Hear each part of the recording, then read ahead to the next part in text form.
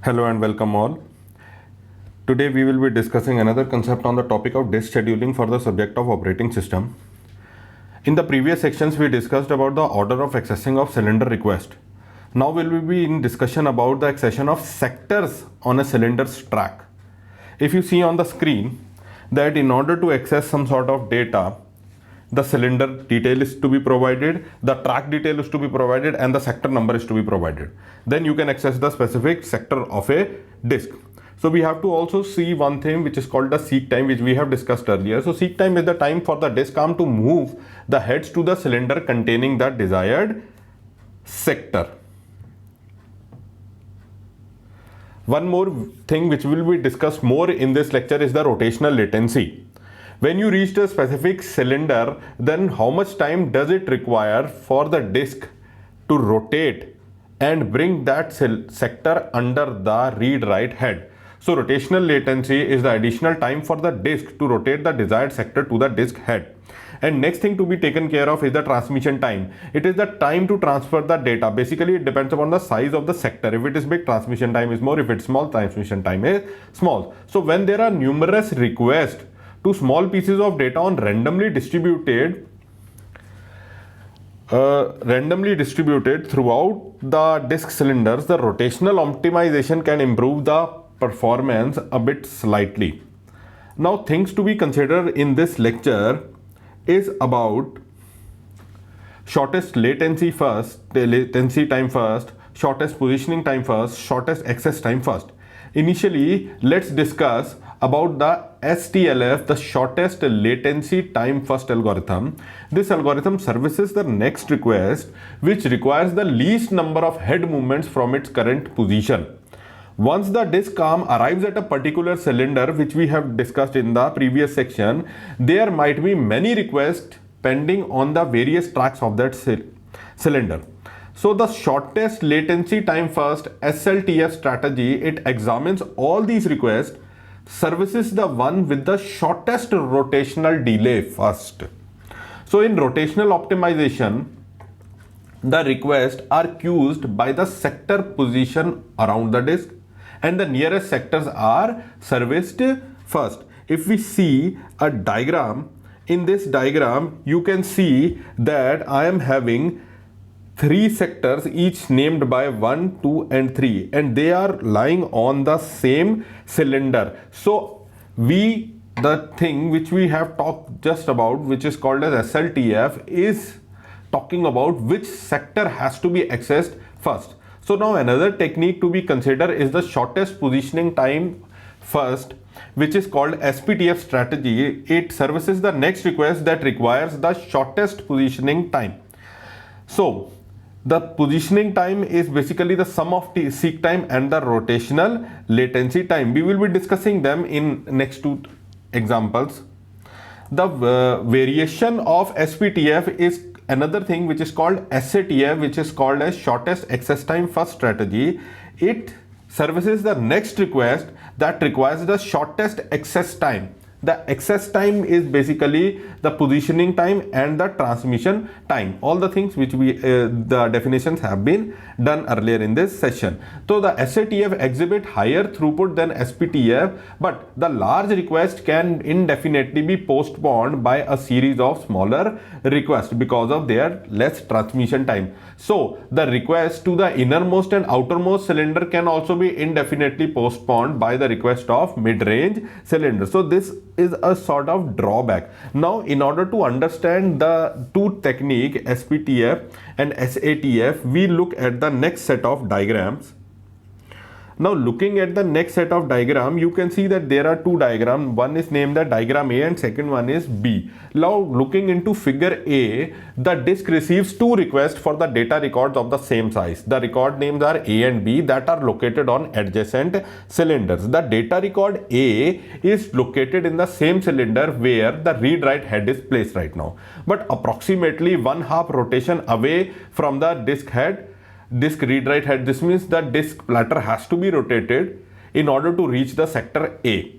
But for data record B, it is near the read-write head, but it is located on the adjacent cylinder. Now in this case the transmission time is identical for both A and B because A and B are of the same size. So SATF, because the transmission time is same for both A and B, it reduces to SPTF.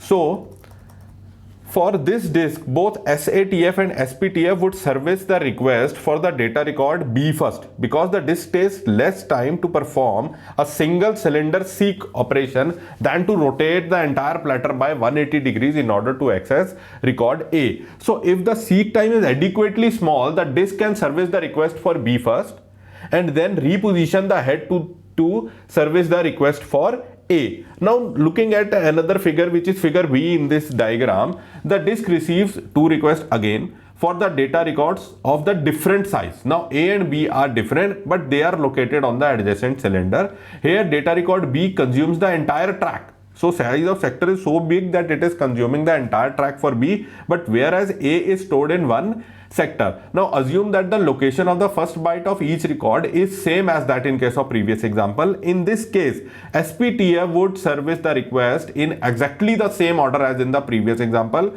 because the positioning times are same. But however, if we go by SATF technique, it would service the request of A first because A requires 1/2 of the rotation plus a transmission time which is very less as compared to big, but whereas request for B requires a less rotational latency plus transmission time which is equal to time required for the platter to complete one complete revolution because size of record B is so big that it is of a complete track.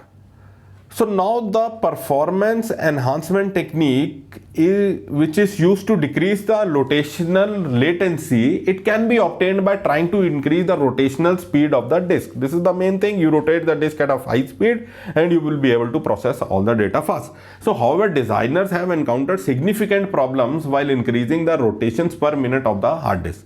Now, in order to make fast rotating disks, it is understood that they will consume huge amount of energy, they will radiate more heat, and they will make more noise, and they may require costly mechanical and electrical mechanism to control them also.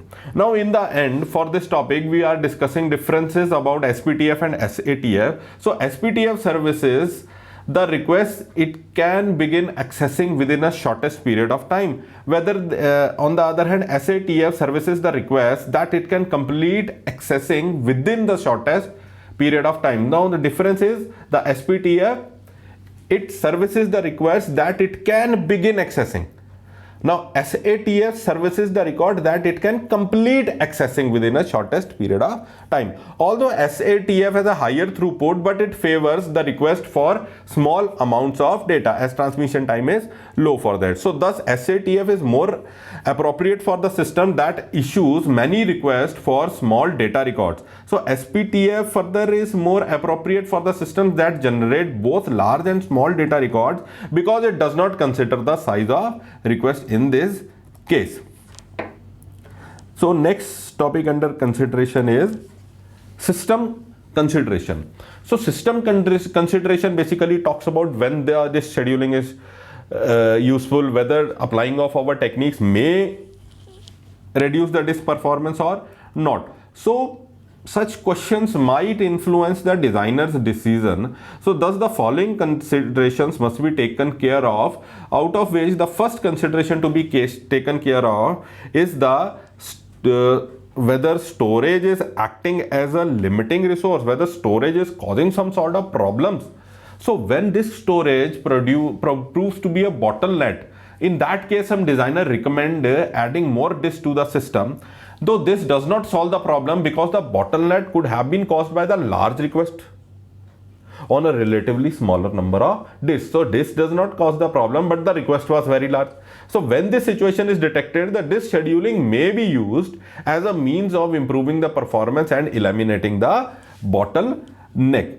So next system consideration is about the system load. For example, file servers in a local area network can receive requests from hundreds of users, which normally results in random request patterns that are best serviced maybe using disk scheduling algorithm. The research has shown that disk scheduling algorithms such as CLOOK and SATF can improve the performances in such environment. But what comes when non-uniform request distributions come? Now, these such of distributions are common in certain situations and their consequences have to be investigated. So, one common cause of highly localized non-uniform request distribution is the use of large sequential file on a dedicated disk. Now, when an operating system allocates space for the adjacent records of a user's sequential file, it usually places all the adjacent records on the same track. When that track is full, additional records are placed on the adjacent track within the same cylinder. When a cylinder is full, additional records are placed on additional cylinders. So now a file is same. It appears to be contiguous, but it is scattered across the different cylinders and different tracks. So thus request for these successive records on a sequential file often cause not a much of seeking at all, because we know that everything is adjacent. So when needed, these seeks are very short because they are usually immediately on the adjacent cylinders or the track. So obviously in this case FCFS disk scheduling policy is also good for this such situation. And next thing is the file organization technique. So sophisticated file organization technique can also cause rapid increase of requests with large seek time. Now for the cases, let the example be file data retrieval for some files which involve the master index file, then a reference to the cylinder index file, then location of the actual record is to be gained. So this process lead to several seek delays because the master index and cylinder index are normally stored on the disk. So these seeks can be a bit costly. Such file organization techniques are convenient for application designers, but it can degrade the system's performance also. Next and last topic of today's session is about caching and buffering. So many systems may maintain a small disk cache buffer. Basically, it is a region of the main memory that the operating system reserves for disk data. So in one context, we may say that the reserved memory acts as a cache, allowing process to quickly access the data that it would otherwise be needed to be fetched from the disk. So the reserved memory sometimes also act as a buffer, allowing the operating system to delay writing of modified data to the disk until the disk experiences a light load or until the disk head is in favorable position to improve the input-output performance. Now, for example, in this case, suppose an operating system may delay writing modified data back to the disk so as to allow time for multiple requests to contiguous location to enqueue, to make a queue, so that they can be serviced with one input-output request. So the disk cache buffer basically presents several challenges to operating system designers also, because the size of the disk cache must be limited to allow enough memory for the other active processes. So the designer must implement some replacement strategy there. The cache replacement question is similar to that of page replacement question, and the designers use many of the same techniques like replacing the least recently used item in the disk cache buffer. Another concern which arises because of disk caching because disk caching can also lead to inconsistency. Disk cache buffer are maintained in a sort of volatile memory. So if the system fails or loses power while the modified data is in the cache buffer, those changes are lost. So to safeguard data against such problems, the contents of the disk cache buffer are periodically flushed to the hard disk.